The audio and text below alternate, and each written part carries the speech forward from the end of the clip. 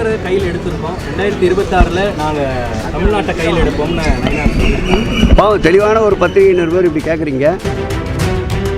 ஏற்கனவே அவங்க வேலை எடுத்துக்கிட்டு முருகரை கையில் சுற்றி சுற்றி பார்த்தாங்க. அதன் பிறகு கிடைத்த விடை என்னவென்றால் பூஜ்ஜியம்தான். இந்த ராஜ்யத்தை ஆளக்கூடிய சக்தி படைத்தவர் எங்கள் உயிரினும் மேலான மாண்புமிகு முதல்வர்கள் தான். அவர் பக்கத்தில் தான் தமிழ் கடவுள் முருகன் நின்று கொண்டிருக்கின்றார்.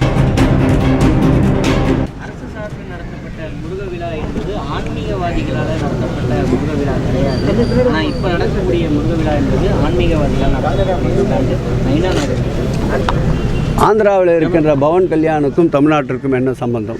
உத்தரப்பிரதேசத்தில் இருக்கின்ற யோகிநாத்துக்கும் தமிழ்நாட்டுக்கும் என்ன சம்பந்தம்? ஒரு அரசியல் சார்ந்து அரசியல் நிலப்பாடோடு இந்து சமய அறநிலையத்துறை என்பது அறம் சார்ந்த ஒரு துறை. அறம் என்றாலே அதில் ஒழுக்க நெறியை போதிப்பது தான் அறத்திற்குண்டான பணி. திருக்கோயில்கள் அந்த காலத்தில் கோயில் இல்லாத ஊரிலே குளமில்லாத ஊரிலே குடியேற வேண்டாம் என்பார்கள்.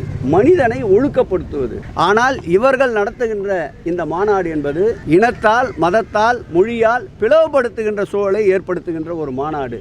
முருகரை கையில் எடுத்திருக்கோம். 2026 நாங்கள் தமிழ்நாட்டை கையில் எடுப்போம்னு பாவம் தெளிவான ஒரு பத்திரிகை நிருபர் இப்படி கேட்குறீங்க. ஏற்கனவே அவங்க வேலை எடுத்துக்கிட்டு முருகரை கையில் சுற்றி சுற்றி பார்த்தாங்க. அதன் பிறகு கிடைத்த விடை என்னவென்றால் பூஜ்ஜியம்தான். இந்த ராஜ்யத்தை ஆளக்கூடிய சக்தி படைத்தவர் எங்கள் உயிரினும் மேலான மாண்புமிகு முதல்வர்கள் தான். அவர் பக்கத்தில் தான் தமிழ் கடவுள் முருகன் நின்று கொண்டிருக்கின்றார்.